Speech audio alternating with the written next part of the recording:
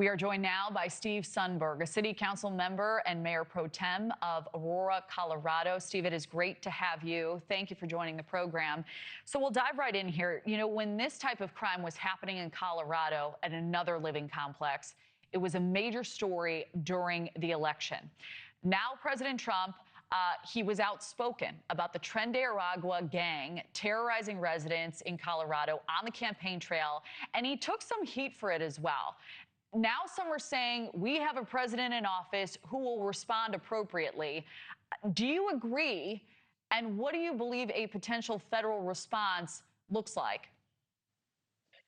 I believe leadership has made the difference from the national level, even to the local level, where we have a police chief now that wants to fight crime, that wants to call this problem for what it is rather than denying it. And even though we have a police force that's short of staff, he's making no excuses. He wants to go after this problem and fight it. So this is not an Aurora-wide problem. It's isolated. And from a federal response, we've already seen ICE come into our city and scoop up some bad actors. We want that to continue. I think in the initial response, it was telegraphed. Some people went into hiding. And so we're seeing some of the remnants of those bad actors now. I want to ask you about something that happened months ago. The border czar, Tom Homan, he was incredibly angry. You can make the argument for being incensed after an immigration raid in a suburb of Denver was allegedly leaked, and that allowed TDA gang targets to escape, according to him. He was outspoken then about the dangers of that to not only his team, but the people they were targeting as well.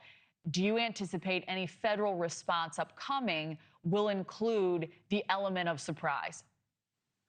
I think there is an ongoing effort quietly to scoop up some of these bad folks.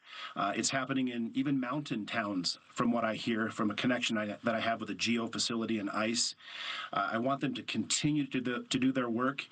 We want people to be safe in this city, whether you're here legally or not. If you want to give this American dream a chance, contribute to our society, but you should not be victimized in this, whether you're an illegal immigrant, you're here legally, or a long-standing resident. We want you to be safe. And so this might catch the attention of the feds again. And honestly, we need their help. We needed their help a year and a half ago. We had a governor that was denying this problem, a city management that was speaking out of both sides of their mouth, and a police chief that was in denial as well. But now we've got the right people in charge, and we're making some interventions that are going to keep people safe. Well, to your point, do you mind outlining some of those specifics? Do you believe the feds coming in may be met with any adversity that would hamper their efforts on the ground? And if not, that's a good update. But what's happening? Do you feel like there'll be cooperation if the feds are sent? We've got people in our state and even residents that you see this new video, they're still in denial. It's right. The evidence is right in front of this terroristic activity. So we welcome federal help. We welcome state help. We have legislators in this state that are opposing ICE. We are a type of sanctuary state that is not something I agree with. Denver is a sanctuary city that has spilled over into our city, but we welcome federal help.